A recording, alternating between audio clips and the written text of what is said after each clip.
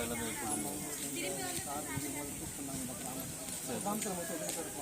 இந்த எங்கள் ஊரில் பார்த்தாச்சுன்னா ஒரு 150 வீடு இருக்குது. பக்கத்தில் சேலம் பக்கத்தில் அங்கெல்லாம் கொஞ்சம் அதிகமாக பாதிப்பு எங்களுக்கு பாதிப்பு. எங்களுக்கு வந்து 3 பக்கம் படைப்பு. மேற்க ஒன்று, இங்கே ஒன்று, அங்கே ஒன்று படைச்சி இங்கே தண்ணி உங்களுக்கு மலையில் வந்துச்சா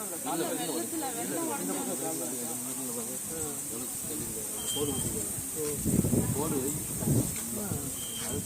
இங்கே கரை 3 பக்கம் பார்த்தீங்களாங்க நிறைய வாங்க 3 பக்கத்தில் பிச்சுட்டு இருக்குதுங்க. இது குளங்கள் அந்த சைடு குளம் இருக்குங்களா? ஆறு. நாங்கள் வேற எங்கே போக முடியுது? நாங்கள் வந்து பகல வந்து காலையில இருந்து எனக்கு 44 வயசு ஆச்சு. 97 உடஞ்சி ஆசூரில் அப்போ உடஞ்சி தண்ணி கீழே தான் போச்சு. அப்போ லோனுக்கு பள்ளம் தண்ணி வந்து கீழே போச்சு. இந்த வெள்ளத்துல தான் இங்கே எங்கள் ஊர் பக்கம் உடஞ்சி எவ்வளோ நாளாக சாப்பாடு இல்லாமல் இருக்க முடியும்? 2 நாளைக்கு வீட்டில் சாப்பிடுவோம். ஞாயிறு திங்களும் வீட்டில் சாப்பிடுவோம். ஞாயிறு திங்கள் செவ்வாய் பதங்கம்லேருந்து அங்கே ஊர்லேருந்து ஒரு ஆளாக போடுறது. பதங்க வேலை தெரியுமா நேற்று ஆகிடுச்சு.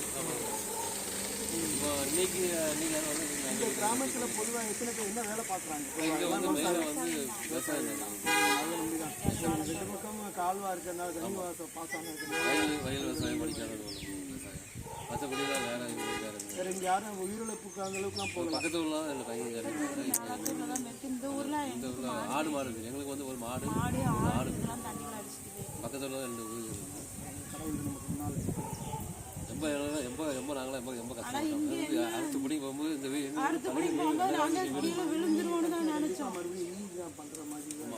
எங்கள் வீட்டில் பாதி கீழே உள்ள தளத்தில் உள்ள பொருள் எல்லாமே அடுத்த படி போயிடுவாங்க. தண்ணியில் தண்ணி ட்ரையர் பண்ணிக்கிறேன்.